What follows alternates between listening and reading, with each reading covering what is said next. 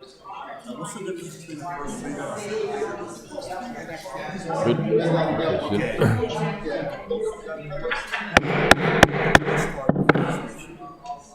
The work session of the Annapolis City Council on Thursday. Oh, Thursday? Sorry, wrong.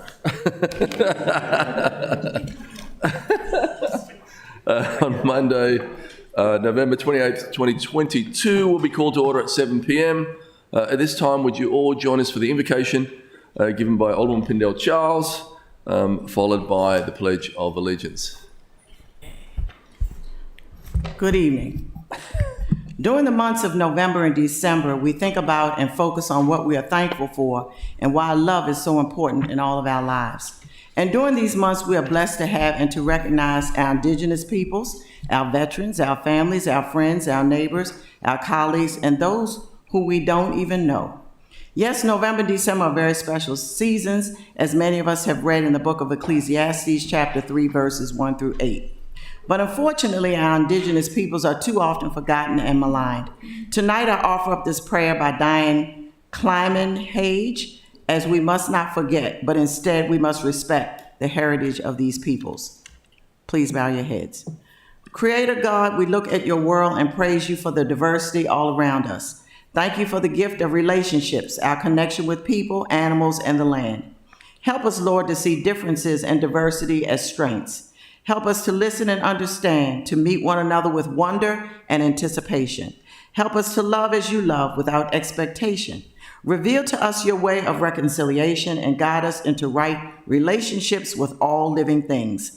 Lead us to understand how indigenous peoples have been and continue to be profoundly harmed by settler people and institutions. Lead us to repent when we as settlers deny indigenous peoples respect, dignity, and fullness of life. Help us to listen compassionately, to speak humbly, and to act justly. Help us to seek the peace, justice, and reconciliation you desire among all your children. Thank you for your mercy and grace. Amen.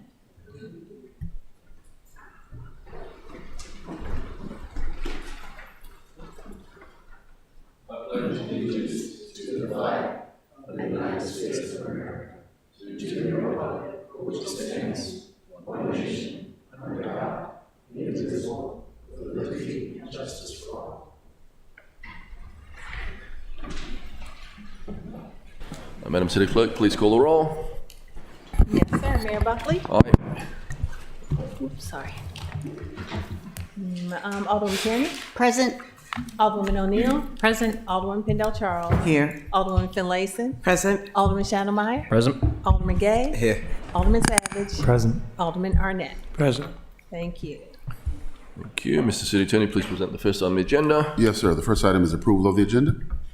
This time, I entertain a motion to approve the agenda. Second. Thank you. Madam City Clerk, please call the roll. Yes, sir. Mayor Buckley? Aye. Alderman Gay? Alderman Savage? Aye. Alderman Arnett? Aye. Alderman Tierney? Aye. Alderwoman O'Neill? Aye. Alderman Pindell Charles? Aye. Alderman Finlayson? Aye. Alderman Shandelmeyer? Aye. Thank you. Thank you. Mr. City Attorney, please present the next item. The next item is petitions, reports, and communications, beginning with update from the mayor. Thank you. So good evening, everyone. I hope you all enjoyed your time with your families and friends over Thanksgiving.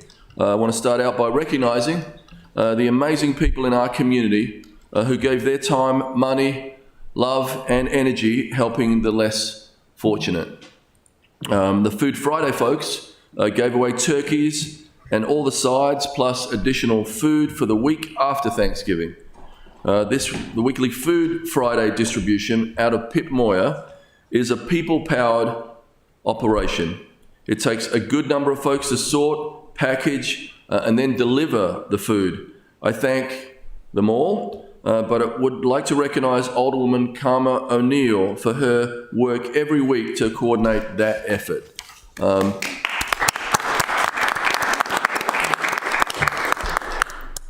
So Food Friday, 6 sponsors for 2023. Alderwoman O'Neill would like to let people know how they can help. Thank you. Thank you very much. It is an honor and a pleasure to show up every Friday. There's a couple people in this room that help out, and I appreciate that. And we had Alderman Arnett come last week, and I think he's going to be a returning helper. Food Fridays is a one-day-a-week operation. We could use help. We could use help with delivery drivers. We could use help with packers. We could also use help with sponsors. It costs about $1,200 per month to run the program, and we would like to see it extend into 2023. Currently, we are funded through the end of January and need to look at other funding sources. So if anybody would like to help out, they're certainly welcome to contact me and we can talk about it. I appreciate it. Thank you. So a big thank you again and a round of applause. This is a great program for people in our community who need support. If your organisation can help, please let Alderman O'Neill know. The Annapolis Police also collected and distributed food to local families for Thanksgiving and turned up to serve at the annual We Care and Friends Thanksgiving dinner at the Stanton Centre. Helpers included Alderman Rhonda Pindell Charles, the staff from the City Office of Emergency Management, Calvary United Methodist, and others. We are a generous and loving community, and it shows. Coming up, members of the Annapolis Fire Department, including Santa and elves from Annapolis and Anne Arundel County Public Safety Agencies, will be collecting new toys during the annual Santa Run on December 11th. Santa's route in the city and the county will start at 3:15 p.m. and run till 7:30 p.m. For the closest location to you, visit www.annapolissantarun.com and navigate to routes and schedules. When the time is right, meet Santa and the elves aboard an old fire engine while they collect toys and hand out candy canes and other goodies.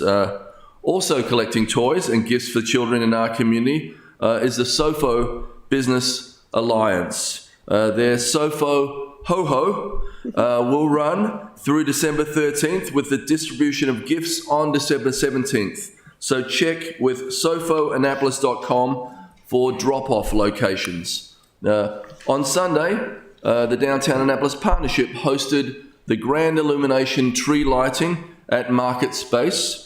Miraculously, the rain stopped at 3 o'clock. And I don't know where the hell all these people came from, but there are a lot of mums and dads and some amazing kids. Santa Claus arrived in great Annapolis maritime tradition by boat, but the real highlight of the event were the children and their handmade ornaments. I want to thank the South Annapolis Yacht Centre for stepping up to sponsor this event, Downtown Annapolis Partnership for organising the local artist Commercel Brown, who worked with the children to decorate the tree. Please get down there and take a look. It's so cool. Downtown is decked out for the holidays, and starting this Thursday, we hope to see you all there for the for our 3 Thursday Midnight Madnesses. If you are new to Annapolis, Midnight Madness is a tradition where downtown stores stay open late to accommodate holiday shoppers, but it's more than that. There are carolers. There's hot cocoa, alpacas are scheduled to be out there on Main Street, and don't forget to take a selfie at Snowflake Alley on Main Street. We've also got the West Annapolis Holiday Market this weekend, starting Saturday and Sunday from 11 to 8, and on December 3rd and from 11 to 5 on December 4th.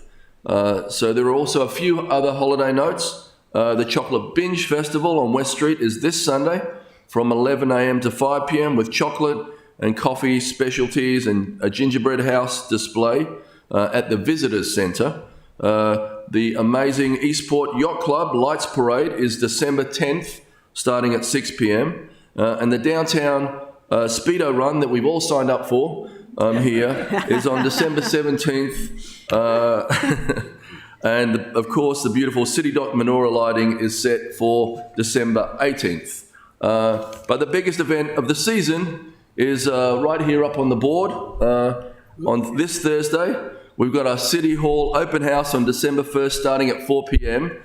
Stop by, please, all of you regulars, please, and anyone else for refreshments. Meet your neighbours and council members and city staff. We really hope to see you all there. A non-holiday update on our grant planning process with the Housing Authority of Annapolis. Last Monday, community members from Eastport Terrace and Harbour House and residents from surrounding communities came out for a design charrette as part of our Choice Neighbourhoods initiative. This guided design process was structured in such a way that residents from the community can think through how they might want to rework these 29 acres into mixed income housing and mixed use development. We got great ideas from the community about what they'd like to see in a revitalised Eastport Terrace and Harbour House. The ideas were submitted to the Federal Department of Housing and Urban Development as we continue to work through the planning process. We want to thank everyone who came out and shared their ideas. The design charrette showed how in involving the community, HACA and the city can move forward for the betterment of our residents. And I was happy to see the enthusiasm of the adults and youth participants, and I thank everyone who came to that. It was an amazing event. They had all these kind of what looked like Monopoly pieces, and you could move things around boards at each of these tables, and people had some amazing ideas of how we can reimagine that beautiful site right there on Spar Creek. So thank you all for listening. Now, Mr. City Attorney, let's get on with the meeting. Thank you. Yes, Mr. Mayor, the next item is reports by committee.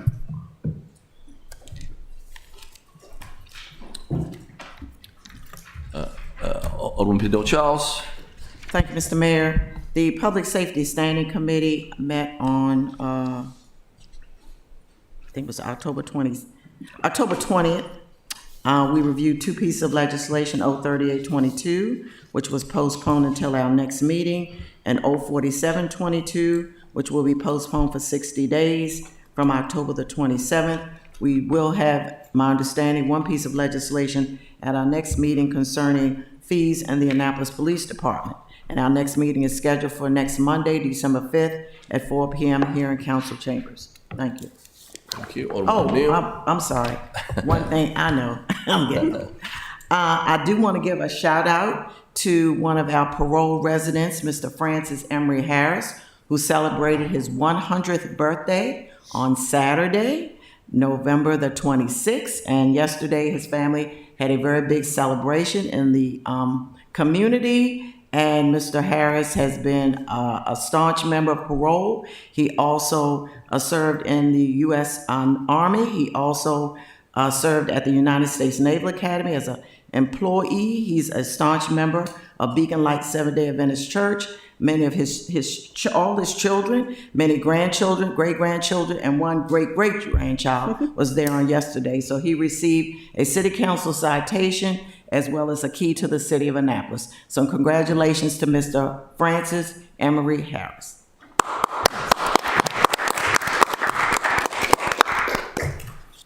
Alderman Neal. Thank you, Mr. Mayor. Transportation Committee did not meet in November. We are scheduled to meet Wednesday, December 14th, 4 p.m. here. And then in January 11th, we'll have a meeting, and we've invited the organizers of the birds, scooters, and bikes to come and discuss what's been going on for the past 7 months. Thank you. Thank you. Alderman Arnett. Thank you, Mr. Mayor. The Audit Committee met last Monday morning, carried on our discussions about the strategic plan and performance measures, and we selected a new member, Anne Marie Baker, who is here tonight when we vote her into office. So, thank you. Thank you. Alderman Tierney. Thank you. The Finance Committee met last November 16th, and by request, we had a presentation on the city dock, public-private partnership, the financial structure, as well as a presentation on the city dock and design and how it was going. It was really good, and I highly recommend that you for maybe something on television and watch it. It was good. And the next meeting, December 7th, Director Jarrell is going to present a status to us of all of the capital projects on request as well. So thank you. Thank you. Alderman Finlayson. Thank you, Mr. Mayor. The Rules and City Government Committee met on November 4th. We took up two pieces of legislation, CA 222, Board of Supervisors of Elections. We agreed to postpone action until the task force has submitted their final report. And 02522, review of the purchasing, procurement, prevailing wage, and local hiring legislation. And that too, we agreed to postpone until December 2nd. Our next meeting will be Friday, December 2nd, 3 o'clock here in council chambers. All are invited to attend. Thank you. Thank you. Anybody else?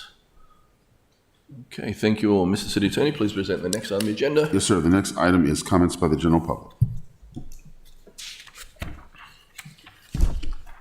During comments by the general public, you may speak for 3 minutes. There's only one scheduled ordinance today. If you are here for streets, turtle-friendly curbs, there'll be another time for you to speak other than this.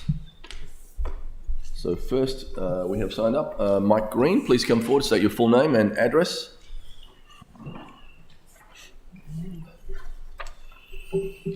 Make sure the green light is on. My name is Mike Green. I live at 342 Dewey Drive, happily in Ward 2.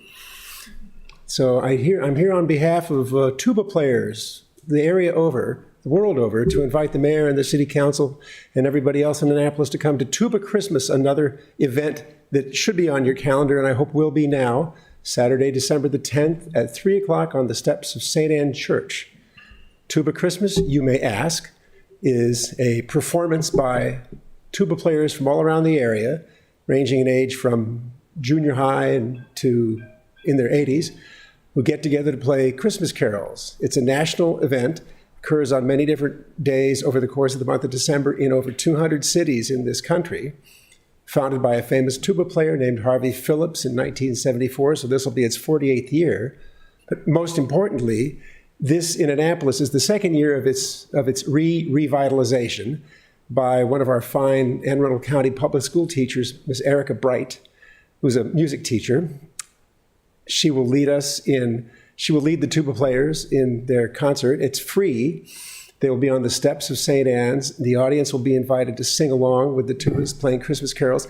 And it sounds funny, but really the tubas play real music in 4 parts with different size instruments, and it's actually pretty pretty. They're very sonorous. So I encourage everybody to come. If anybody knows a tuba player that would like to participate, there's a small fee to participate. There's a rehearsal just before. Information can be had generally about the Tuba Christmas program at tubachristmas.com, and information specifically for our Annapolis Tuba Christmas at an email of Erica's email, which is tcnaptown@gmail.com. So last year, Santa brought his sousaphone from the North Pole and got to play the tuba, despite his arriving on a boat later that evening from Eastport or whatever else he's got on his plate. He did show up last year, and we are hoping that he will find the time to show up this year. The tubas are often festively decorated. They have lights on them, and people wear funny clothes, and it's a fun thing. It's an easy thing to do. Stop by the front of St. Anne's, enjoy some free music, sing along. It lasts maybe 45 minutes and is a real good time. So thanks all very much. That sounds fantastic. So can I repeat the date to everybody? Yes, thank you. It's Saturday, December the 10th at 3 o'clock.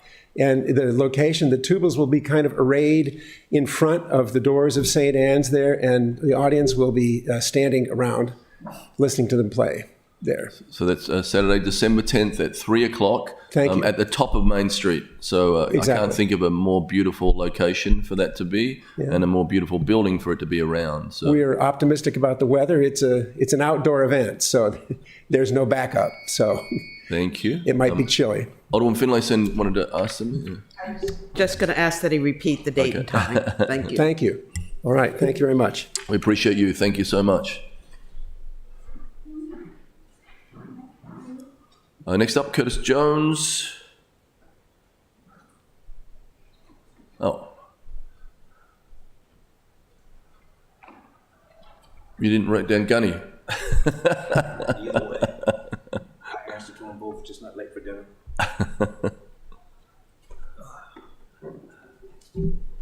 Good evening, everyone. I hope you all had a great Thanksgiving. Can you hear me now? And if you just give your full name, Gunny, and then Okay. your address, just for the record. All Thank right. you. My name is Curtis, middle initial D, last name Jones. I live at 1400 Brettonville Road, Annapolis, Maryland, 21409, which is actually up in Arnold. And again, I say I hope everyone had a great Thanksgiving and looking forward to having a very Merry Christmas. And the reason I'm here is like twofold. First of all, I just want to let you know that the American Legion on Forest Drive, we gave out 100 turkeys for Thanksgiving and bags of food to go along with it.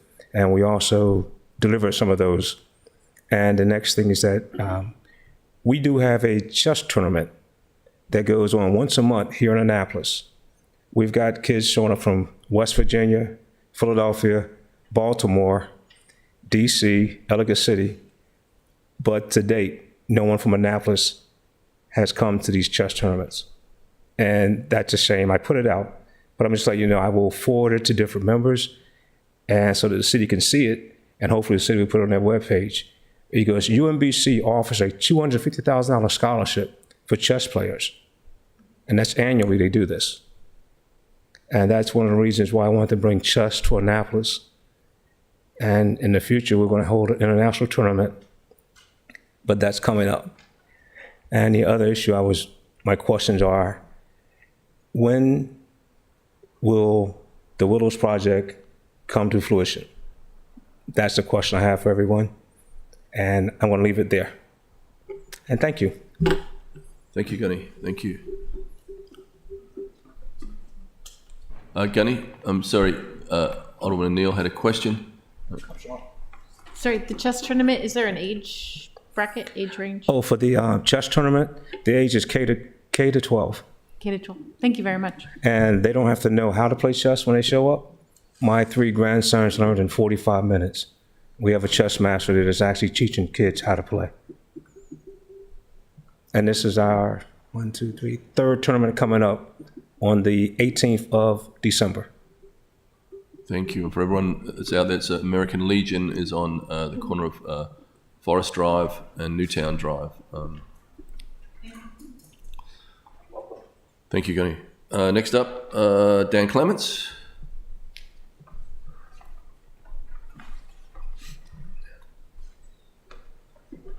Good evening. My name is Dan Clements. I live at 17 Southgate Avenue, downtown Annapolis. I'm in District 1. I appear tonight early for the issue that I'm raising, but I have begun to read that in terms of consideration of workforce housing, that there's a consideration that will come forward about changing the rules for creating workforce housing. Sounds wonderful. But I read and see that one of the places being considered for workforce housing is the Public Works Yard on Spa Road. And I come to remind you of something that I hope does not require you of any reminding of that property, but previously there was an effort or concern to build 48 $900,000 townhouses on some of that property. I understand that the part of the property which is Weems Whalen will not be considered for workforce housing, and that Weems Whalen will be retained. Good idea. But my concern is the following. That property is contaminated. It is badly contaminated. There was a report finally done by the city that came out on August 1st, 2019, which indicated that there were petroleum hydrocarbons in excess of MDE standards. There were metals, arsenic, chromium, lead, cyanide, antimony, and copper in those properties. There were 10 core drillings done on the Public Works and as well as on Weems Whalen, but only 2 were done along Spa Road, and none were done across Spa Road where the salt yard was, and remains at this point. So there's no core drillings, an inadequate number of core drillings along Spa Road. SVOCs, I'm not even sure what they are, violating MDA standards of benzoatrazine, benzofluorethene, benzofluorethene chrysene, etc. The report indicated that the impacted subsurface soils should be considered during the planning and construction for redevelopment of the site. You all may recall that the plan for 48 townhouses was trashed appropriately because the cost of remediation of the entire property, according to MDE, was going to exceed $10 million. The people who were hoping to develop the land had said, well, we'll throw out $500,000 towards the remediation. I am concerned that we are heading down the road of spending again effort and time of the city employees, the last time a task force of highly qualified people, without bothering to make sure that you can even build on the property before anything starts. I don't believe, and I'm perfectly happy to be corrected, if you can determine or have determined that there have been more core drillings, more information, and an appropriate assessment of that land before you put homes on it for people who are workforce livers, who would fit within the economic boundaries set forth according to the workforce design that I have read online. And before you have people living on that property, recognizing, of course, that as soon as you disturb those soils, it's all on Spa Creek. And anything you disturb goes into Spa Creek. Great efforts have been made to make sure that Spa Creek is not contaminated, but anything done there would go into Spa Creek. So I bring this all up just as a reminder to you all, and I do it early, before great efforts are expended to consider doing this, without doing the testing and determining the cost before you spend a great deal of time trying to do something with this property which would not work as happened the last time. Last thing I would point out, and would just be a reminder, and by the way, I brought just 2 copies of the first 8 pages of the report. It's on your website. It's on the website under, Appendix J to the task force report and all the task force documents of the task force that was created to look at Spa Creek. Last thing I would remind you of, and probably, hopefully don't need to remind you of, which is that our country has a history. We're talking about putting people who cannot afford to live elsewhere in our city, because it's so expensive, to have them live in an area that could be a danger to their lives. And our country has a history of doing that.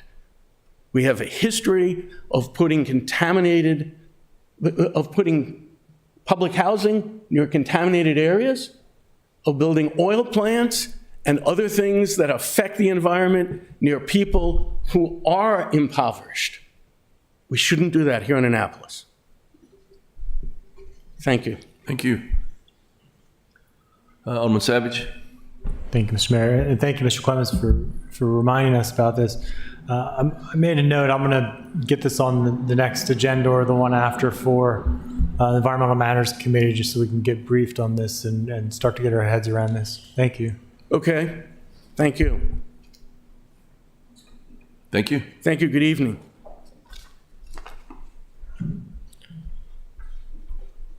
Next up is Tara Stout.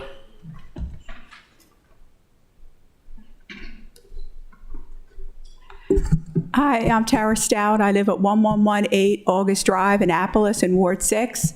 I came last time and talked about the Willows. I'll take just a few moments tonight and just emphasize again the urgency. I did follow up with the information requested by Dewan Gay, and as a result, it prompted some communication with city staff, and we are now told we will be hopefully to Planning Commission on January 5th. It's actually imperative that we meet that date, or we may really are serious risk of losing this funding. The nice thing about this project is it does comply with the existing zoning. It's not on an environmentally contaminated site. And, you know, even better is it's next to the American Legion, and they've been a wonderful partner. So let's see if we can work together and make this happen. We are more than willing to come down and meet with anyone in the city to discuss anything that's necessary to correct this adequate public facilities issue.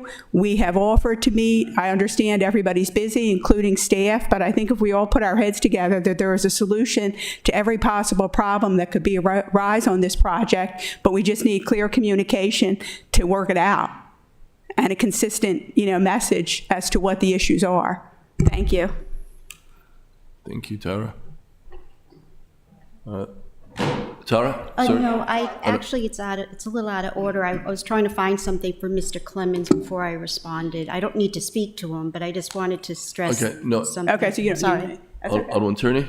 Yeah, the Comprehensive Plan 2040 listed the Spa Road site as a case study, knowing of the particulars that Mr. Clemens spoke about. So I just wanted to reassure him that the city is aware of the complexity of that site and therefore is listed as a case study in the comprehensive plan. And that was the site they were just about to build public works on, right? Thank you. Same site. Anyone else like to come forward and speak?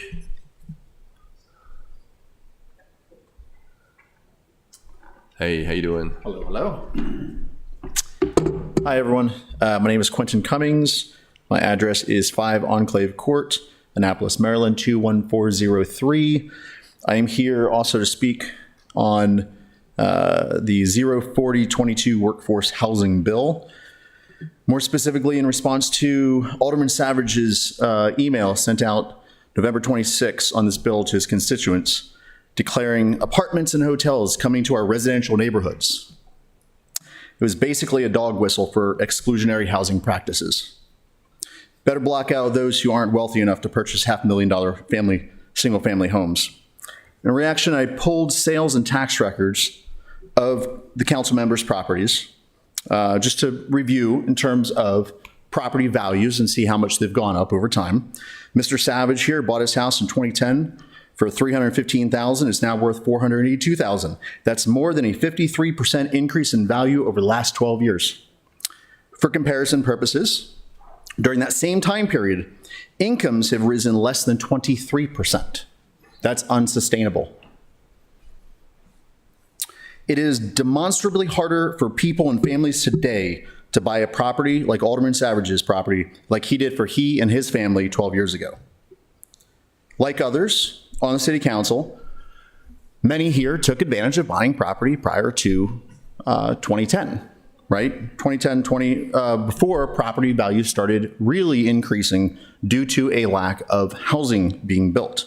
So others on the city council, we've got someone who bought in 2005, 2004, 2001. There's one person here who bought property in 1981 for $28,500, back when the median family income was $22,000.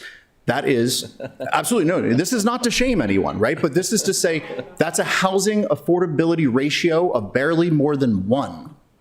Housing affordability ratio, the median sales price divided by the median family income. A healthy, sustainable ratio is 3.5. 2 years ago, the Annapolis Housing Affordability Task Force found that the Annapolis area has a housing affordability ratio of 5.47. I want to remind you, barely more than 1, right? Now, 2 years ago, that's 5.47. Today, it's 6.43. So it's gone up another year's salary of a family to be able to purchase the median family house in this city. So let me be clear, I'm not here to shame anyone in the council. They did nothing wrong in buying their properties when they did. This is just to say that others deserve the chance at the American dream at nearly the same affordability ratio as well. You prevent that by blocking or slowing the addition of housing for middle-class families. Back to the email in question, apartments and hotels coming to our residential neighborhoods. No, they're not. They're not. Mr. Savage, if I can finish real quick, you have a sign in front of your house, or at least you did, that said Black Lives Matter, and it ends with love is love and kindness is everything. Kindness is not finding success for your family, then voting down middle-class opportunities for other families. Voting down this bill continues the trend of exclusionary housing practices and sends the message that if you cannot afford a $500,000 single-family home, then Annapolis does not want you.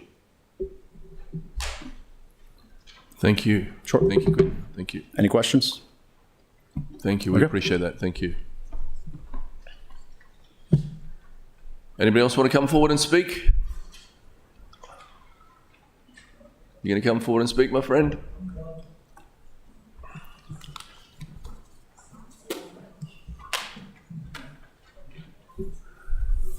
If you could just state your full name and address for the record, please. Godfrey Phelps, 701 Linwood Street. Before I start, where's the document there?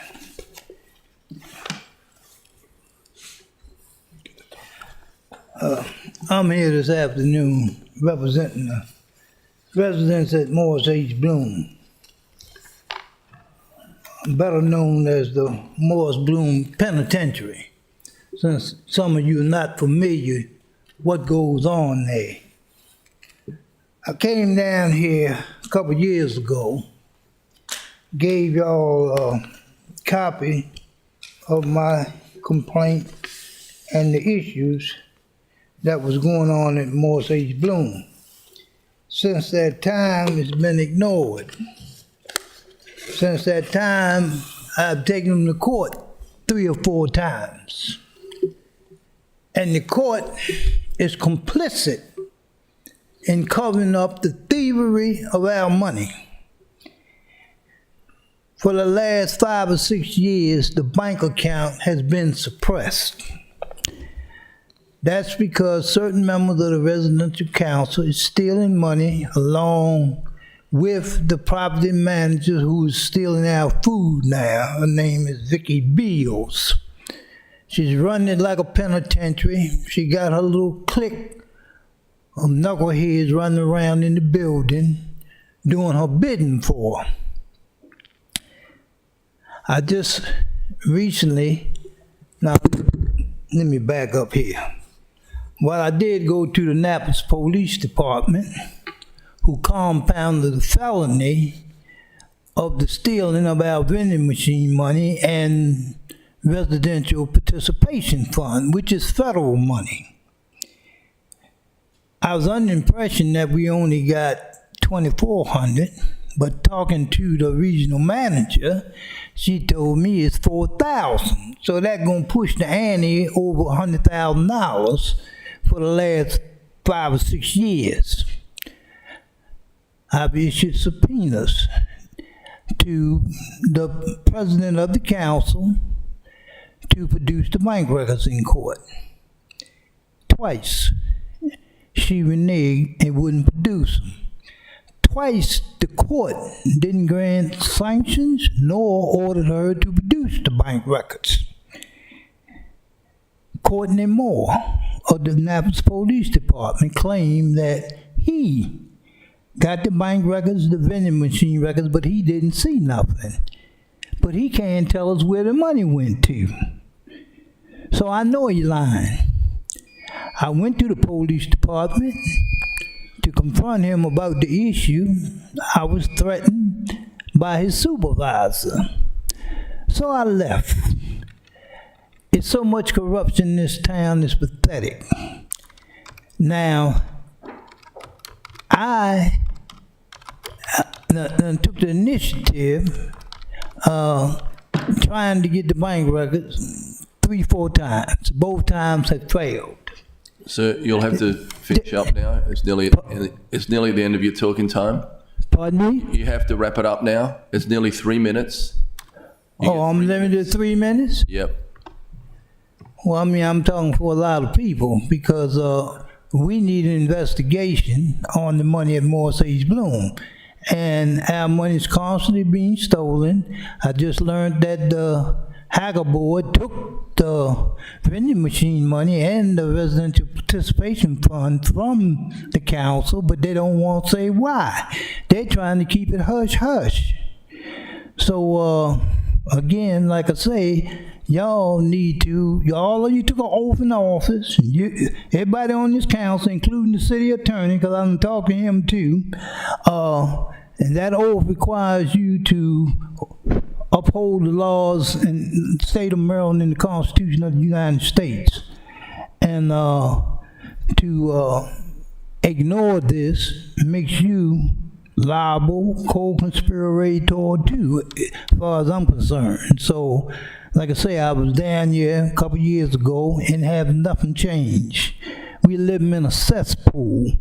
And when it comes to the executive director, Melissa Evans, she came over here just a few days ago trying to sway us to go against receivership. And we need the feds in there because the money is constantly being stolen. And the city the housing authority been stealing money for years. So y'all ain't that dumbed down like y'all don't know what's going on. Thank you. Thank you. We appreciate that. Thank you for being here.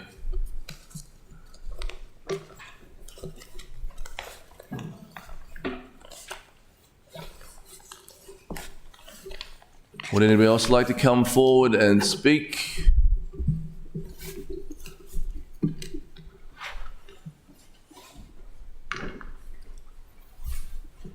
Thank you. Please come forward and full name and address. Thank you. My name is Erica Hunt. I reside at Oberry Court in the city of Annapolis. I'm here to speak on the behalf of Morris H. Blum.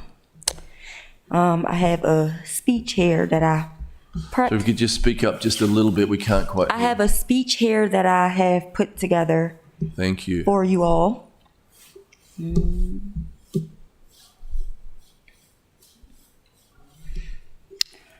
Okay, so again, my name is Erica Hunt, for those who don't know me. I reside at Oberry Court of the city of Annapolis. I am a young Black mother who has always worked hard to support and take care of my daughter, who is with me today, right here. That's why I'm here tonight, because I was assigned to do a job at the Morris H. Blum building that I fell in love with. The Morris H. Blum building residents loves me because of who I am and what I stand for. I was recently fired by property manager Ms. Vicky Bell as of November 21st, 2022 at 8:45 for defending someone from being attacked by another one of my teammates that escalated the situation when it was already handled. In the meeting that I had with Ms. Bell on Monday, I had asked if she could pull cameras from the night of the incident. Ms. Bell refused. Ms. Bell has, since I've worked for her in the past 6 months, I have been treated unfair. Ms. Bell has discriminated and insulted my defamation of my character. She has even talked about me while sitting in the next room without me being present. She has talked about her bosses to her employees. She talks to her residents and employees as if we're beneath her. She has been intoxicated on numerous occasions while speaking or talking to any of us. I'm hurting right now because this woman has been talked about, lied on, and I was defending her not knowing what was going on until I seen it for myself how she is. She has fired me right before the holidays, knowing I have a daughter, and she is who I work so hard for, staying late, working double shifts, picking up extra shifts just to pay my bills and provide for her. And I'm here today to fight for my job. And that is why I am here defending and standing on my own 2 feet, defending the Morris H. Blum building. These residents really need you all's help. and I feel like I am one to stand here for them. Thank you. Thank you. We appreciate you being here. We appreciate your testimony. The City of Annapolis does not manage HUD. We do not own HUD. But we do appreciate what you're saying, and we'll take it into consideration. Thank you. Thank you. Anybody else like to come forward? Thank you. Seeing no movement in the chamber, I declare the public hearing closed. Mr. City Attorney, please present the next item on the agenda. Yes, sir. The next item on the agenda is appointments, beginning with AP 6522, the appointment of Jacob Lip to the Recreation Advisory Board. Could I get a motion to approve AP 65-22? So moved. Could I get a second? Second. Okay, all those in favour say aye. Aye. Opposed? Thank you. Could I get a motion for AP 73-22, the appointment of Anne-Marie Baker to the Audit Committee? So moved. Could I get a second? Second. All those in favour say aye. Aye. Opposed? And we'd like you to come forward if you want to say a couple of words. Or if not, you don't have to. At least stand It's more up. of a business committee, you don't have to be that. We appreciate it. Thank you. So you're in. Mr. City Attorney, please present the next item on the agenda. Yes, sir. The next item on the agenda is business and miscellaneous, beginning with supplemental appropriations over $50,000. Beginning with SA 1923, Fund, Capital Department, DPW, Source of Surplus Funds, Capital Reserve, $450,000. Entertain a motion to approve SA 19-23. So moved. Second. Thank you. Any discussion? Alderman Shannemeyer. Thank you, Mr. Mayor. As I said during our previous meeting, this is a large sum of money putting stoplights into a traffic circle that is not really needed. This can be spent in a much better format. Traffic circles, the whole purpose of them isn't to put in lights that essentially tell drivers what to do. It is to force drivers to rely upon their actual instincts and the situation, which causes them to slow down, making things safer for pedestrians, for other drivers, and for cyclists. We have seen other traffic circles in the city that get similar amounts of volume of traffic that don't have lights, such as the one in Gateway Circle. There are others outside the city that get much higher speed traffic, such as going down towards St. Mary's County and Calvert County, that receives full highway speeds. And so this would essentially just be us spending a lot of money for a project that is frankly unnecessary for overall traffic management. Thank you. Thank you. And I'm just going to go through the council, then go to you, Lisa. Alderman Gay. Thank you so much, Mr. Mayor. I too am concerned as it relates to the $450,000 increase for this project.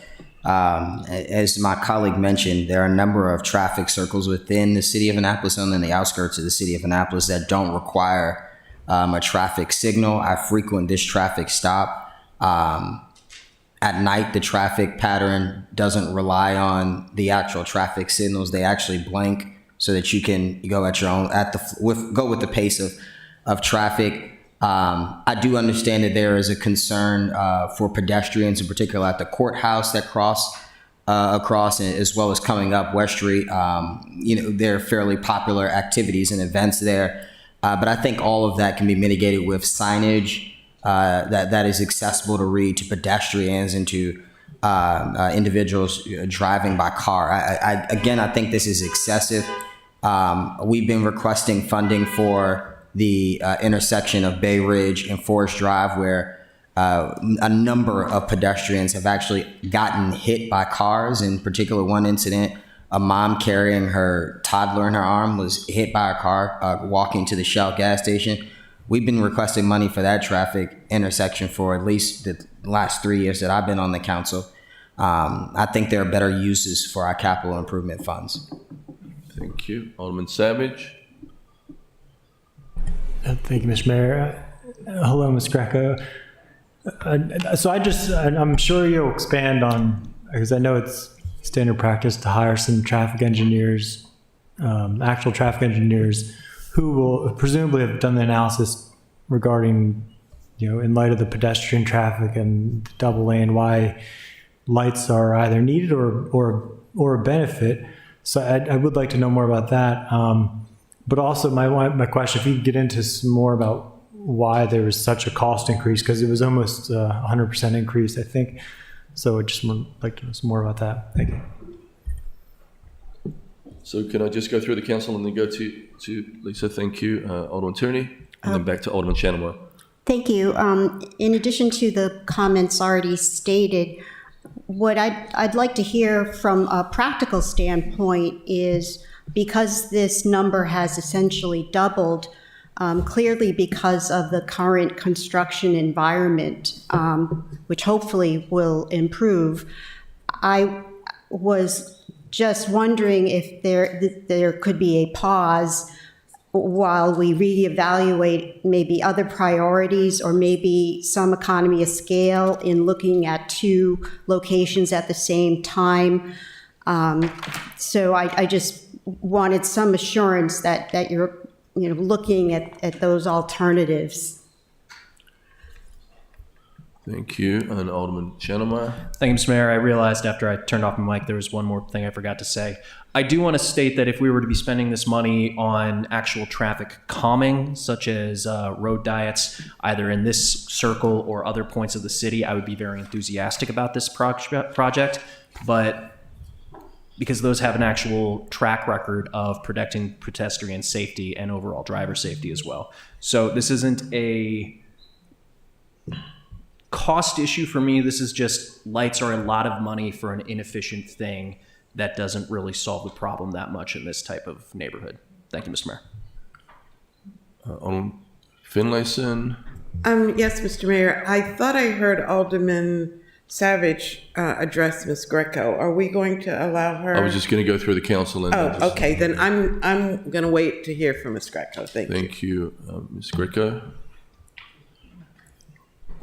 Good evening. My name is Lisa Greco. I'm a civil engineer in the Department of Public Works, and I'm a capital project manager.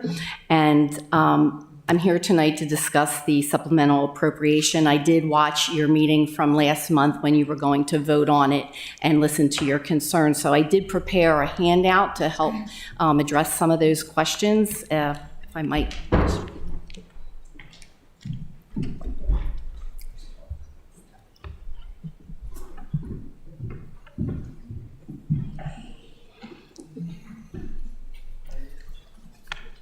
So while they're being passed out, I want to state, first of all, this capital improvement project was established in FY18 due to the aging infrastructure, traffic signal infrastructure that was failing. We noticed a lot of loss of operational capabilities around the city. Just as an example, we have detection cameras at many signals, and the signals were, the cameras were failing, and our crews were not able to replace them. They did that on purpose. Okay. I'm just giving background information now, so just talking. No problem, no problem. Anyway, this project was established because we were noticing that there was a lot of failing traffic signal infrastructure. As an example, we have detection cameras at different locations. They were failing, and they were not able to be replaced, not because we didn't have the money or the technology wasn't available.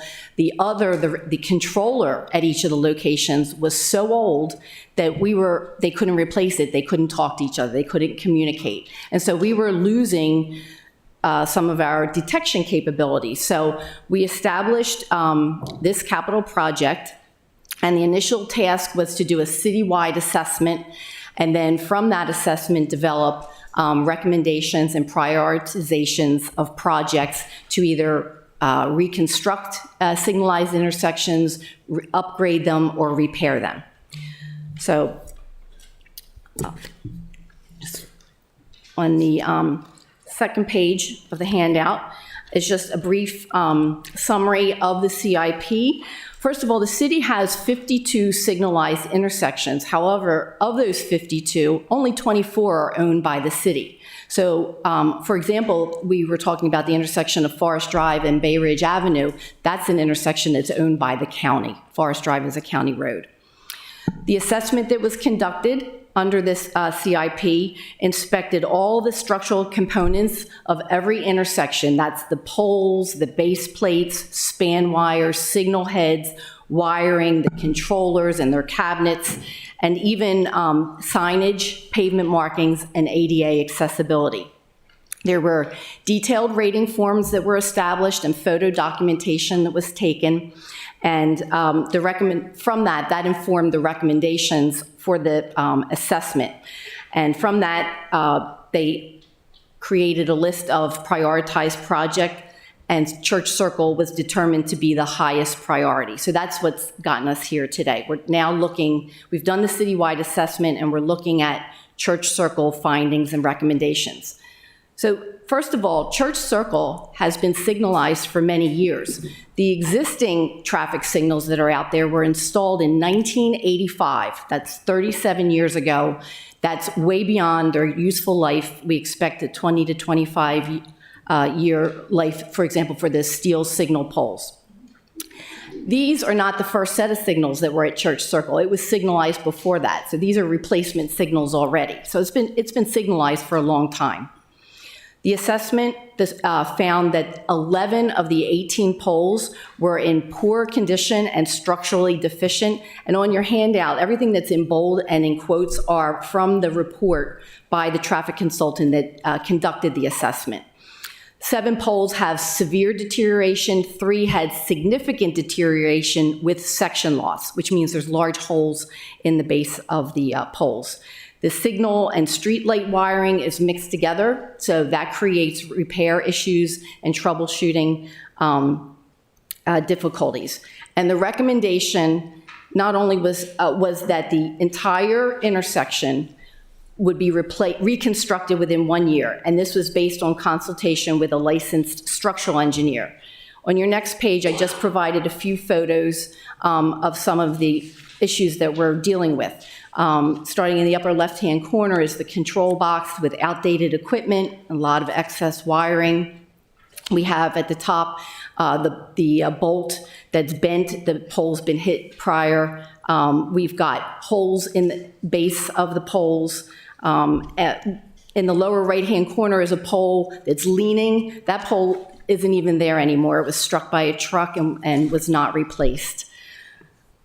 In summary, the CIP to date, we've conducted the assessment. Church Circle is the highest priority. We have significant structural deficiencies in 11 of the 18 poles, which means we weren't looking for an alternative to remove them. It's been signalized for a long period of time. We have structural deficiencies. This project, the Church Circle project, is to replace all of the infrastructure within 1 year, and that's based on a consultation with a licensed structural engineer.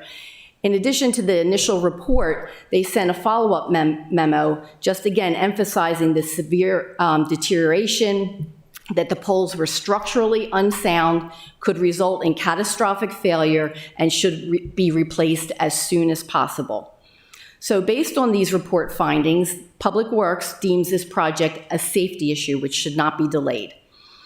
And just, to point out what to me is the obvious, Church Circle is the center of downtown. It's the central point for all modes of transportation. We have vehicles, buses, trucks, and pedestrians that are entering, exiting, and passing through the city through that circle. And it's imperative that we maintain the vehicular operations, the pedestrian functionality, and also ADA accessibility. That's a federal mandate, the ADA accessibility. So based on the assessment that was done, when we got those results, the assessment was completed in June of 2020. The structural engineer was in addition to that, and we got the additional report. The final report was issued in October, and we immediately hired a traffic consultant to begin design of the replacement of the infrastructure. We've continued on that path. I was here in May of 2021 to update City Council on this project during a budget work session. We received HPC approval in September of 2021, and we put the project out to bid this past April of 2022. Unfortunately, we received only a single bid, this is happening more frequently with our large capital projects due to the economic climate. Also, there's not a lot, I will say, there's not a lot of contractors that do this kind of work. For example, the low bidder, Scott Duncan Incorporated, is the sole contractor for all of Anne Arundel County for new construction. They have a very significant traffic engineering department, signal shop, sign shop. They do most of their own repairs. The state only has a handful of contractors. I don't know why more didn't bid on it, but I know Scott Duncan works Anne Arundel, PG, Howard County, most of the surrounding counties, and SHA. So funding, I included in the packet the current budget page for this project.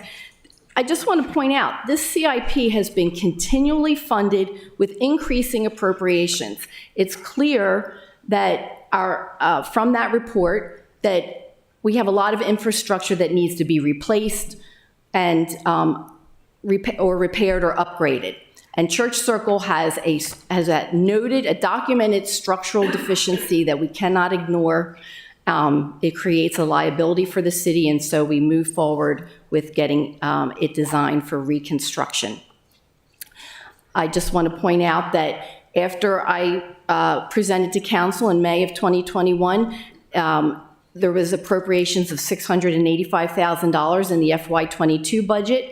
And so we have passed appropriations of $1.2 million, and this year an additional $483,000 for construction. And no additional funding was requested beyond the $508,000. That was the projection in the previous CIP program, because we felt we were within budget. We had over $900,000 for construction. The engineer's estimate was at $876,000, and then with this year's appropriations, we put it out to bid feeling that we had adequate funds.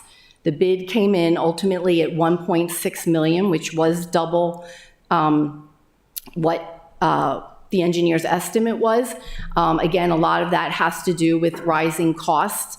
In talking with the contractor, they've had increases in construction costs 3 times this year before they put their bid in. They've had 2 more increases since then. The cost of the poles have gone up twice since the bid was initially put in. So we have ongoing costs. In addition to that, this is just the cost of the construction of the replacement of the poles. We have other costs associated with construction. For example, BG&E has to do a design to provide the primary electric feed to the new controller. And they will do some of the construction of that line. That has a cost of over $11,750. We have inspection services that will be required during construction, which we estimate to be about $50,000. And being in the historic district, all of our projects require archaeological monitoring. And we have a cost proposal of $10,500 from the city's on-call archaeologist. In light of the rapidly increasing cost, we've included a 2% contingency, just under $35,000, and then our 5% admin overhead, bringing the total cost of construction to $1.8 million. We currently have on balance just under $1.4 million. So the difference is the $450,000 shortfall that we're requesting. Thank you. Alderman Arnett had his hand up first. So I think many of us have long been aware of this project. We are aware of the problems. I think the interesting question that I hear my colleagues asking is, well, what if we didn't put up lights at all? What if we just took the poles down and left this as, it's not really a circle, it's an oval, and it has at least 9 different roads, streets coming into it. But I think the question I heard was, why don't we leave it unsignalized? Just cart the poles away. Yes, so I included some additional pages in your packet to discuss that. Alderman Schandelmeyer indicated that this is a roundabout. It is not a roundabout. A roundabout has a very specific design criteria. A roundabout primary objective is to increase throughput for vehicles. It's better than a traffic signal. You'll get more cars through that area.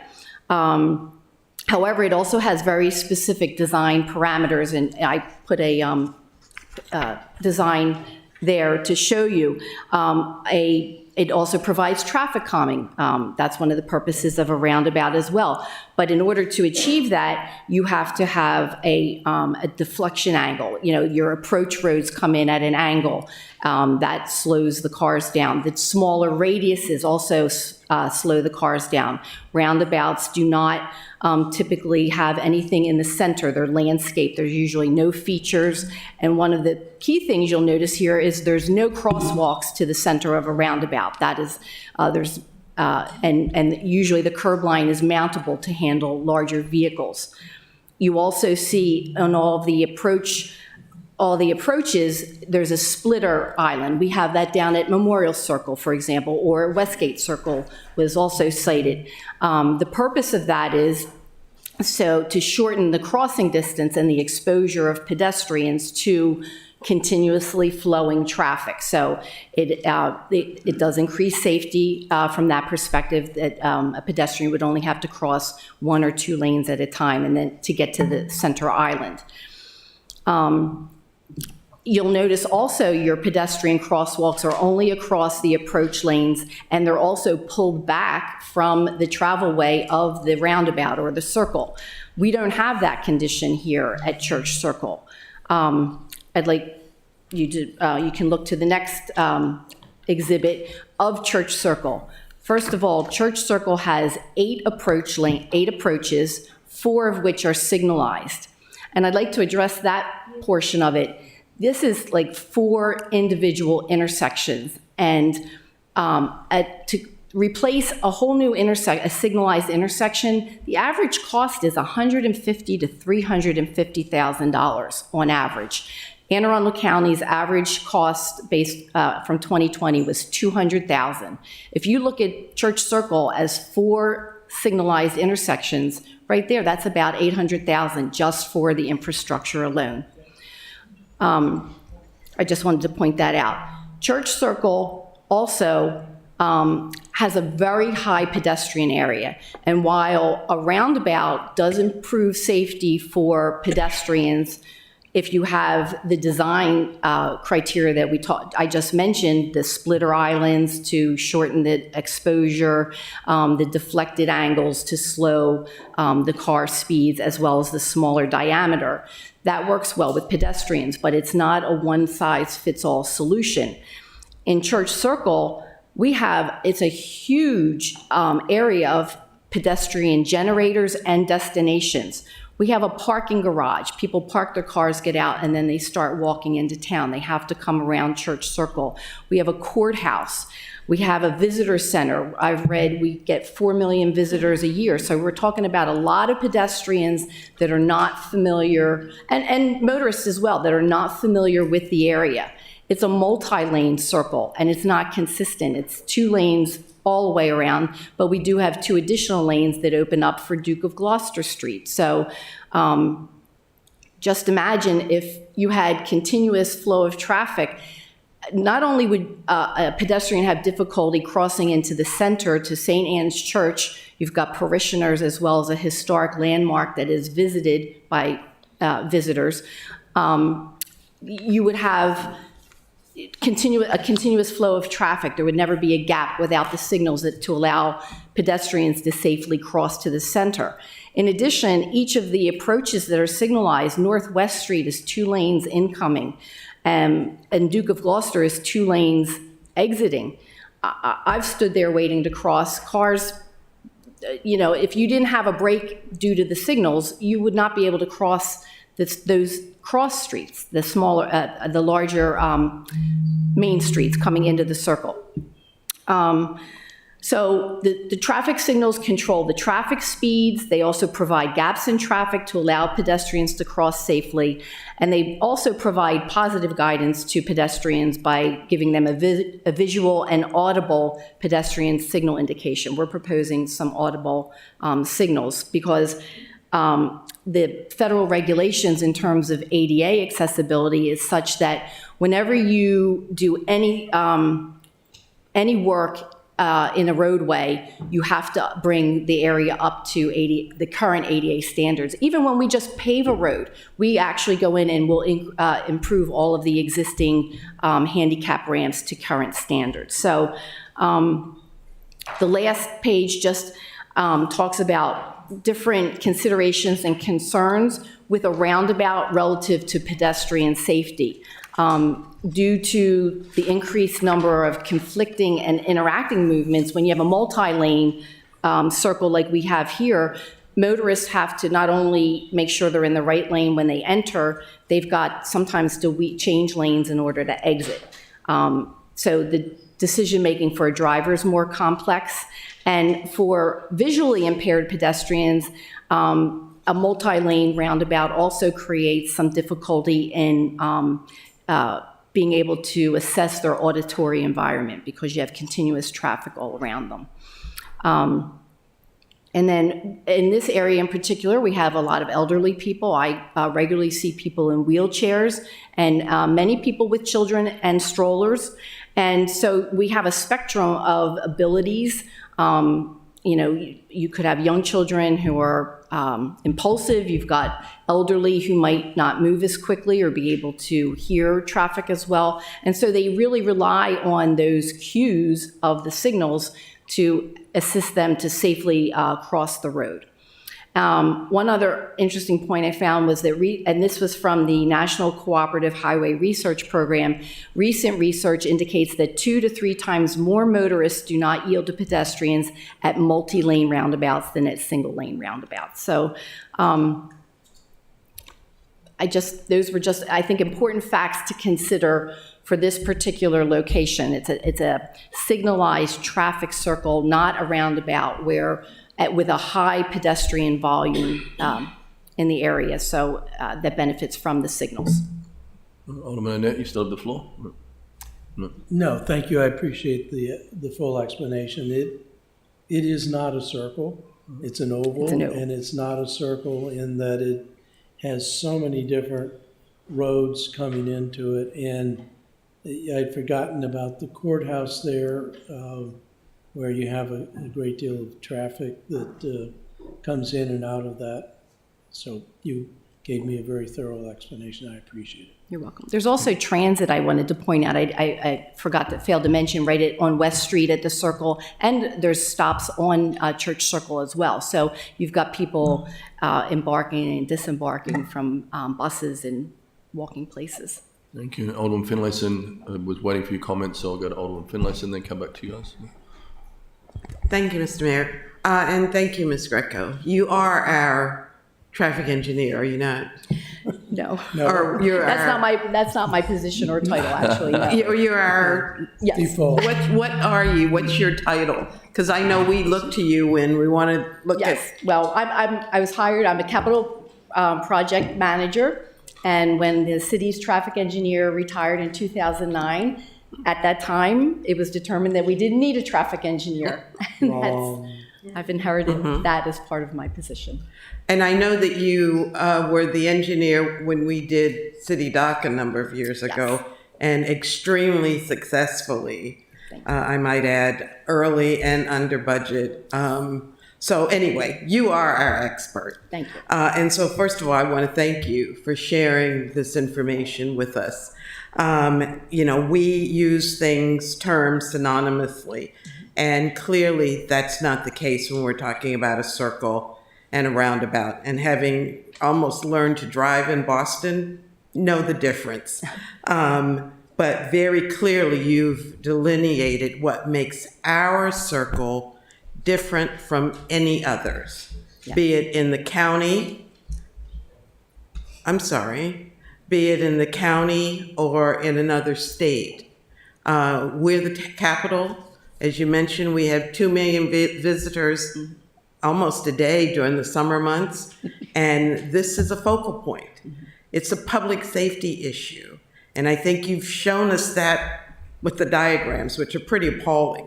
And so it feels like, how can we not? Because the liability is ours if we don't make our streets, including our circles, safe for all of the residents. So I have one question about the sheet with our capital improvement. Okay. That came out of our CIP. Yes.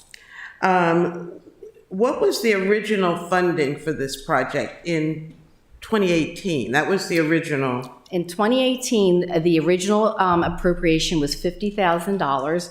And actually, we used that to do a signal warrant assessment down at Randall and Dock Street. That was an original request, I believe, when the mayor first came into office. So that was the initial assessment. I believe the following year we had over $400,000 appropriated into the CIP. We have used it for, we've had to replace some equipment already at West Street and Calvert, just 1 block from Church Circle. We've had 6 months ago, the controller failed. We had to replace that, the cabinet, all of the wiring, redo some of the signal heads. So it was just a partial replacement, didn't involve sidewalks or the roadway. It was just to get it up and running again. And that was over $62,000 was used out of the CIP to do that. And it's by the same contractor that is the bidder on this project, Scott Duncan. They did good work. We were very pleased with them. So I'm hearing you say that gradually. Yes, and then we did, and then the assessment, the citywide assessment was $49,000. And once we got the results and determined that Church Circle was the highest priority with the recommendation to be replaced within a year, we immediately started the design process. And so the design, that was another $158,000 spent out of the CIP. So gradually, we've been kind of chipping away at not only the pot of funding that's been allocated, but on the job itself. Yes. And so what is needed to finish this job? And given consideration for COVID and all of the impacts that have, impacted our community, this is where we are. If it isn't repaired, and maybe I should ask the question to the city attorney, what is our liability? I can't answer that. I would have to defer to Mr. Lyles. Is there any way of determining our liability if we do not do what is necessary to make Church Circle a safe mode of traffic for our residents, tourists, and... Well, there's almost no way of determining what a jury would award, but we had a grate where a bicyclist tire got caught in the grate, and this individual fell over the bicycle and injured himself. About $5,000 worth of medical bills. The jury awarded $350,000. So there's no way to tell what a jury is going to award if they like or don't like the facts in front of them. But right now, it's my opinion that juries, if we don't get out on summary judgment, these things going in front of juries is not going to produce a number that we would think is a great number from a jury award standpoint. So, but it's no way to tell or estimate. And I guess, given the fact that we have an opportunity to address the problem, will only exacerbate a lawsuit. Well, other cases we've had, one case I mentioned, the jury seemed to put a lot of weight to the fact that we knew something was going on and we failed to address it. The court let this testimony in, we thought inappropriately, but it came in and the jury heard it here. The jury will likely hear a debate about pictures where a traffic signal looked like it's going to fall on someone, and the city's opposition to spending a certain amount of money to ensure that individuals are not injured or killed would likely not make for good testimony on the city's behalf, in my humble opinion. Thank you, Mr. Lyles. Thank you, Ms. Greco. You're welcome. So I've got 4 people lined up to speak. We could keep saying the same things, but Alderman Chandler. Thank you, Mr. Mayor. I will make it quick and try to at least cover slightly enough different things to warrant you calling upon me. So look, I appreciate the desire for pedestrian safety.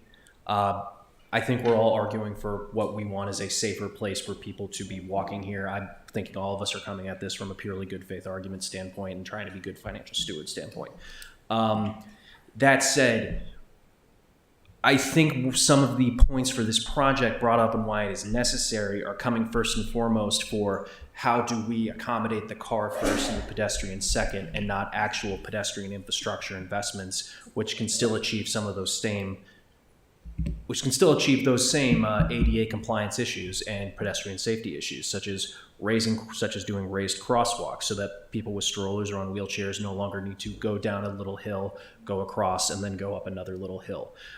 Issues such as curb bump outs, where we have actually shrunk the overall required distance their pedestrians need to go, while also slowing down cars due to potential obstacles in their way. And I believe that those are a better use of our investment and a more sustainable way for us to encourage walkability, is if we shift away from, okay, how do we get the car things first and foremost and then have the pedestrians go around them? How about we put the pedestrians first and have the cars deal with them second? So I'll yield the rest of my time, Mr. Mayor. Thank you, Alderman Gay. I'm just going to work my way down here, and then Alderman Attorney. Thank you so much, Mr. Mayor. I appreciate your question. Just to be sure, Mr. City Attorney, the only liability that the city would be held to is if the existing light poles would show deterioration were to continue to be up and fall on someone. Correct me, I don't want any of my colleagues to be mistaken in understanding that if we were to change the existing traffic pattern and an accident were to occur between a pedestrian or a vehicle, the city would not be liable for that.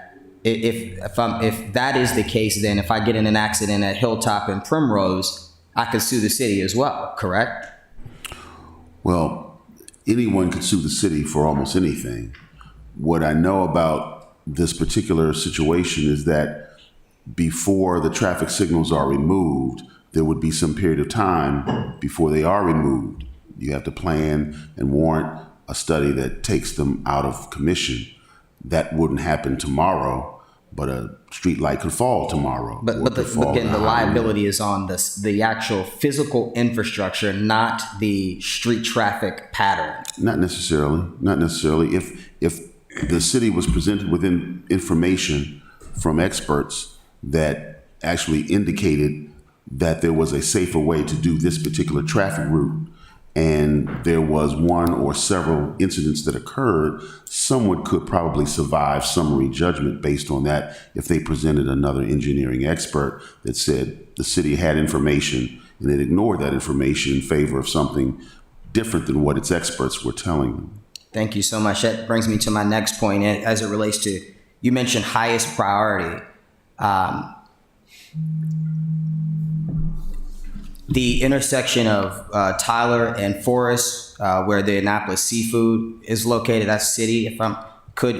Tyler is city. I don't know, maybe. Tyler is city, but Forest Drive is a county road. So in traffic engineering, when you have intersections, there's a hierarchy with the state being the highest, county, and then local, the Okay, city. so let's skip that traffic section. The one that you mentioned at the beginning that you said was county. Myself, I believe you, David, Gerald, and a number of even the county councilwoman met at that intersection. We toured that intersection. It was agreed upon that, yes, it was a county issue, but the city could step up and take responsibility for where the city's jurisdiction was, in particular, further down to Bay Ridge Avenue. A pedestrian was hit there. Multiple pedestrians were hit there. How could that be? How is this the highest priority when there are intersections in the city with far worse grades, far higher traffic at higher speeds where pedestrians are actually hit? If based off of what the city manager just said, my constituent could sue us tomorrow because we in fact know and understand that that intersection is incredibly dangerous. And I've requested studies to be, or a study to be done to assist with the CIP project there. So how is the priority of intersections done? Is it based off of the safety to the pedestrian, the safety to the vehicle, or based on the priority of zip code?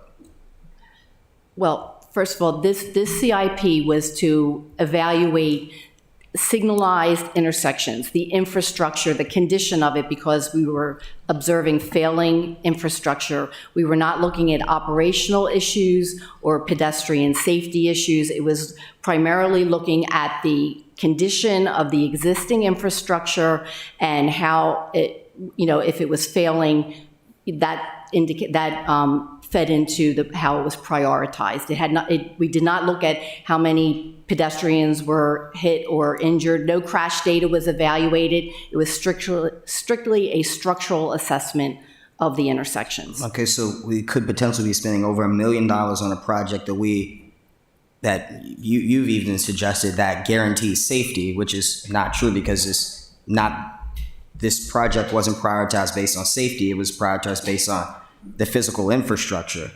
So again, the safety thing is out of the window. And I just get incredibly concerned with, again, spending this amount of money in this area in particular, when I know for sure that there are communities that desperately need physical infrastructure investments. And then I pleaded for it. The Truxton Park and Primrose intersection is one and the same. I've asked the Public Works Department to look into that. I was told that there wasn't money done for the study until fiscal year 23. We're in fiscal year 23. I hope that we could follow back on that as well. Thank you so much.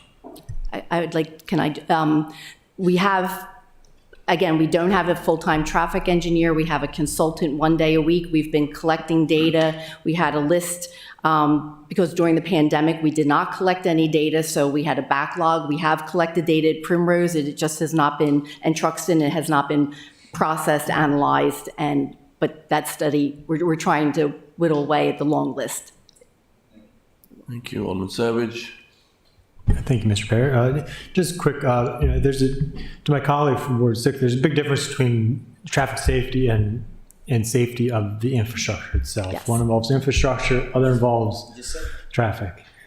Just reiterating. So, but I do want to just also thank you, Ms. Greco, for putting together this presentation. You addressed all my concerns, and thank you also just for your own engineering analysis, as well as the two other engineers you had, I guess the safety or structural engineer and the traffic safety engineer. So thank you.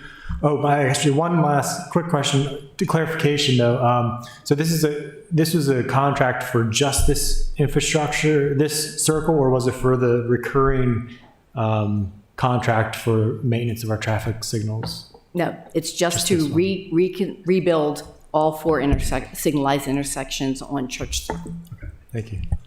Thank you. Alderman Tierney? Yep, very quickly. Thank you, Ms. Greco, for coming out, probably for the third time to address this issue. But in listening to you, I still have the same question from a practical standpoint, and knowing that there are subsequent intersections that we have to address.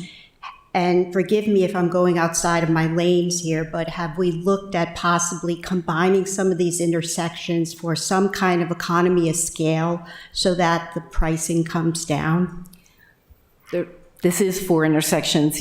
We're not going to get any more economies of scale by adding more to it. It's more work. What we hear from the contractor is not only is the poles are custom, they've got to be powder coated, they had to be approved by HPC. We are dealing with brick sidewalks and granite curbs that go almost 2 feet into the ground. Very expensive to work with. West Street is bricked as well. And the tight urban environment, when we're putting in trenches for the underground conduits, they're only 2 feet wide. It's not like you can even throw more people at it. It's a very slow production type. There are no economies in scale by adding more intersections to it. Alderman Pendle-Charles. Thank you, Mr. Mayor. One quick thing. Mr. City Attorney, can I assume that any testimony or any information that is shared here publicly could in fact be used in a court of law at some point? Yes, ma'am. Thank you, sir. Thank you. Okay. And I'd urge my colleagues to go to Westgate Circle and try to cross that at rush hour and see if you make it out alive. I'm going to call a question here. I will be voting for the parishioners at St. Anne's and the tuba players, because I want those tuba players coming back every year. I think we're all pro tuba, Mr. Mayor. All those in favour say aye. Aye. Opposed say no. No. Do a roll call, please. Yes, sir. Mayor Buckley? Aye. Alderman Gay? No. Alderman Savage? Aye. Alderman Arnett? Aye. Alderwoman Taylor? Aye. No. Alderwoman O'Neill? Aye. Alderwoman Pendle-Charles? Aye. Alderwoman Finlayson? Aye. Alderman Shadow-Meyer? Nay. That essay passes. Thank you all. Alderman Gay. So much, Mr. Mayor. Just a quick question. Are we still doing the equity thing? Where we have an equity note on, in particular, or an equity note attached to the fiscal note of projects? I think in particular, that one would have been extremely helpful for a project like this. I can answer that question. Mr. Mayor, yeah. We had talked about the last budget, fiscal year budget, to have an equity officer and assistant ombudsman, but the council thought it better to have a contracted person to kind of look at what the equity issues are, whether it's planning and zoning or wherever it is in the city. And so therefore, our chief of staff, as well as Ms. Raftovich, have been working on have sent out a request for people to apply for that position. I think they're in the process just about interviewing that person. Maybe the city manager can respond to that. But also, once that person comes back with a report, then we're better able to say, and I'm sure we will, that there needs to be an equity report attached, like a fiscal note and that sort of thing. But I wanted to personally get that done first and have something in hand that we can look at in order to supplement and in order to support what we think we know we already want. Does that make sense? Yes, it's greatly needed. I hope we don't run out of projects before that gets hired. No, I had asked for a person permanently, but the council thought it better not to do it that way. So when we voted on it, the vote went through to do a contractual person. And that's why we're in the process of hiring one. So that's the answer to your question, Alderman Gay. Thank you. Thank you, Ms. Kricker. Thank you. And you know, I'm with you guys on pedestrians. I'm all about pedestrians. The light's going to be for turtles to cross too? Mr. City Attorney, and turtles crossing. Pedestrians and turtles. I'm all about it. Mr. City Attorney, please present the next item on the agenda. Yes, sir. The next item on the agenda is a public hearing, beginning with ordinance 05222, streets, turtle-friendly curbs. Okay, is anybody here to speak for turtle-friendly curbs? Please, somebody. Did young Mr. Savage send us his testimony? I'm working on that still. I do have some students, though, who were interested. It just felt I wasn't able to get it done before the meeting. I'm going to try to get some. It would be great to send this just to make it a little lighthearted. I love it. So, anybody, I declare the public hearing in 052-22 closed. Mr. City Attorney, please present the next item on the agenda. Yes, sir. The next item on the agenda is legislative actions on first reader, beginning with ordinance 03322, City of Annapolis Public Ethics Law. Is there a motion to adopt 0-33-22 on first reader? So moved. A second.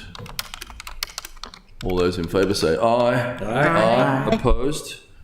I'd like to refer 0-33-22 to Rules and City Government Committee and the Ethics Commission. Mr. City Attorney, please present the next item on the agenda. Yes, sir. The next item is 05022, Landlord and Tenant Relations Rent Guidelines, for the purpose of developing rent guidelines, creating a rent stabilization board to create and oversee the guidelines, setting rent increase notice requirements, generally concerning rents, landlord-tenant rents, and removing a misplaced word in section 1810 of the code. Thank you. Is there a motion to adopt 0-50-22 on first reader? So moved. Can I get a second? Thank you. All those in favour say aye. Aye. Opposed? Abstain. I'm a landlord in the city, so I've checked with our city attorney. I'll be abstaining on this piece of legislation. Thank you. Let's refer 0-50-22 to the Housing and Human Welfare Committee and the Rules in City Government Committee. Mr. City Attorney, please present the next item on the agenda. Yes, the next item is 05122, Floodplain Management, amending the Floodplain Management Code for the purpose of improving compliance with the FEMA Model Floodplain Management Code. Is there a motion to adopt 0-51-22 on 22 on first reader? So moved. So moved. Second. Second. All those in favour say aye. Aye. Opposed? Thank you. Let's refer 0-51-22 to the Economic Matters Committee. Mr. City Attorney, please present the next item on the agenda. Yes, sir. 05422 is the next item, sign regulations, shopping center sign requirements, for the purpose of expanding sign requirement exceptions regarding front-lit signage for shopping centers in the B2 Community Shopping Zoning District. Thank you. Is there a motion to adopt 0-54-22 on first reader? So, second. Thank you. But is it front-lit or internal? 0-54-22, did I say that? Okay, all those in favour say aye. Aye. Opposed? Thank you. Can I refer 0-54-22 to Planning Commission and Rules in City Government Committee? Mr. City Attorney, please present the next item on the agenda. Yes, sir. The next item is R6022, Updated Annapolis Transit Agency Safety Plan. So moved. Yep. Second. Okay. And I will ask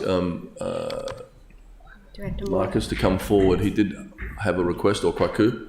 I'm not sure who.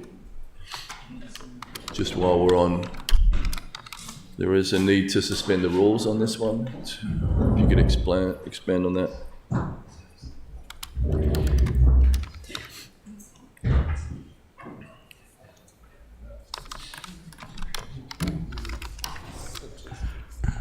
Okay, good evening. Kwaku Ajimendua with City of Annapolis Transportation Department. When we did receive the request to update the safety plan, Federal Transit Administration has a deadline of December 31st. However, what's the deadline again? Sorry. December 31st of this year.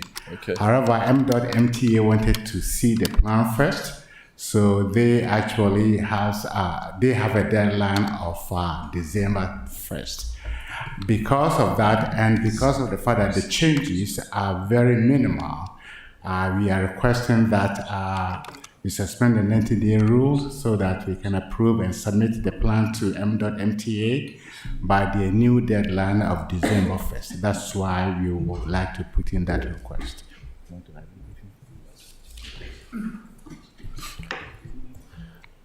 If anybody has a question, we'll be willing to answer that. Alderman Shanamai. Thank you, Mr. Mayor. So my understanding is that this is to ensure that we are in compliance with the bipartisan infrastructure law Yes, that came sir. through the federal government. Yes, sir. What are potential consequences if we do not adopt this by 12/31? Is that a loss of grant funding, a loss of other potential issues? I cannot say that, but typically it has an impact on your grant application, because if you look at the staff report, this is also part of the annual transportation plan, which basically is your grant application. So once we have it done, it will be in line. We submit it to M.MTA to process any grants. Also, we have been notified that Annapolis Transit will get some of the fund through FTA.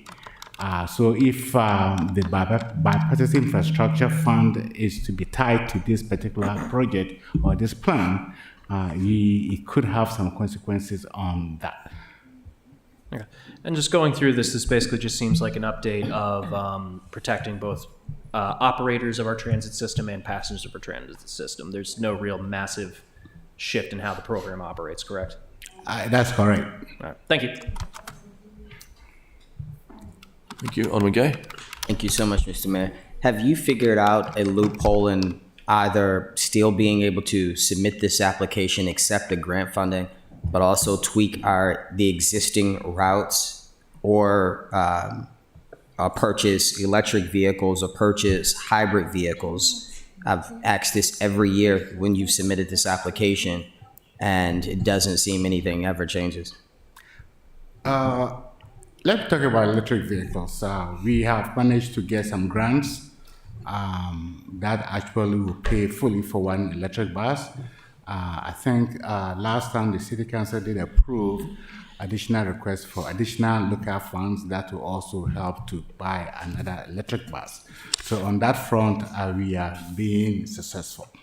With respect to the existing route structure, as we have mentioned before, we do have a plan, 5-year transit development plan. Typically, we do get a consultant to do that. FTA pays up to 90% of the cost. We are scheduled to receive the grants to start that program or that particular update of the transit route structure in FY 2023. And what we do is that we put together a public advisory committee that will advise the consultant to develop the plan. When we do that, we also bring the plan to City Council for review, for comments, for suggestions, and for approval. Because if it's approved, then we can actually use the plan as a basis for asking for grants for all the recommendations that are in the approved plan. So we are working on that. We will, in our FY23 grant application, you will see that request in. We are getting ready to place the order for the electric buses that are. So just so I can move on and we can be short, will the electric bus be purchased in fiscal year 23? We will place the order. It takes about 12 to 18 months. Okay, that's fine. Shipping, all of that stuff. So the order will be placed. We'll see it. Lord knows when. Will the routes be changed, or will the planning or the advisory board for the routes be established in fiscal year 23? Yeah, we will start that process in FY 2023. Okay, because we're 3 years into the fiscal year. Into the 5-year plan, right? It started in 2019, July of 2019. Yeah, it did start in 2019. There was the planner actually who was working on the project left, so there was a delay. So we did complete it in 2020. Okay. And I think we have a copy of the plan online, or if you don't have it, we can. I'll be happy to give you a copy of that. Okay. Thank you. Alderman Finlayson and Alderman Tierney. Thank you, Mr. Mayor. Ms. Director Moore, could you, I think Dr. Dubois indicated there's just a few changes to this new plan. And I'm looking at page 4 and page 6. Are they the only changes that we're? Actually, it's page 3. Oh, page 3? Which updated the statistics. I'm looking for the highlighted areas that I assume meant that there were changes. But Safety performance? Yeah, I think The first one is under qualification of compliance, or certification of compliance. Statistics were changed. if you're looking at the safety performance targets, I'm sorry? If you're looking at section 3, safety performance I'm targets. on page 4, or I'm on page 3, which is the first page of the plan, under transit this one. agency That's no information. change. Page 4 is certification of compliance. I just want to make sure these are the only changes. The next one comes on page 6. Yeah, for the certification, these are the only changes. The original one had Gordon name on it when he was the director. So for this particular page, these are the only changes. Okay, so you're asking us to approve this with these few minor changes? Yes, please. So, Mr. Mayor, would you like a motion to? We just got to vote through the Yeah, first but we reader can and put then the a motion to on the suspend. floor, Yeah. can we not? Yep. Six, yeah. Whenever you're ready. Okay, so all those in favour on first reader, please say aye. Aye. Thank you. Could I get against? Thank you. Could I get a motion to suspend the rules? So moved. Second. Second. All those in favour say aye. Aye. Abstain. Opposed? Abstain is okay. Yep. Is it? Thank you. Could I get a motion to adopt on second reader, please? So moved. Second. Thank you. Roll call. Mayor Buckley, Aye. Alderman Gay, Abstain. Alderman Savage, Aye. Alderman Arnett, Aye. Alderwoman Tierney, Aye. Alderwoman O'Neill, Aye. Alderman Pendle Charles. Aye. Alderwoman Finlayson. Aye. Alderman Chandler Meyer. Aye. Thank you. That resolution passes. Thank you. Mr. City Attorney, please present the next item on the agenda. Yes, sir. The next item on the agenda is legislative actions on second reader, beginning with ordinance 01122, standard restaurants, B1 district special exceptions. Is this where I would ask for? Alderman O'Neill. Can I ask that this be postponed for 60 days? Second. Thank you. All right. All those in favour say aye. You need a date, sorry. 60 days. 60 days. 60 days, sorry. Yeah, sorry. Thank you. All those in favour say aye. Aye. Aye. Opposed? Thank you. Mr. City Attorney, please present the next item on the agenda. Mr. Mayor, the agenda is complete. All right. Is there anything else for good order? Thank you, everybody, for being here. Yeah, I just, Attorney? speaking of that, I just wanted to thank Director Laplace for being here. I think he was here for the floodplain legislation, but it isn't unnoticed that you sat through the whole meeting, so thank you very much. And I hope that wasn't urgent legislation. Thank you. Anybody else for good order? No? Can I get a motion to adjourn? Motion to adjourn. And a second. All those in favour say aye. Aye. Thank you. Meeting adjourned.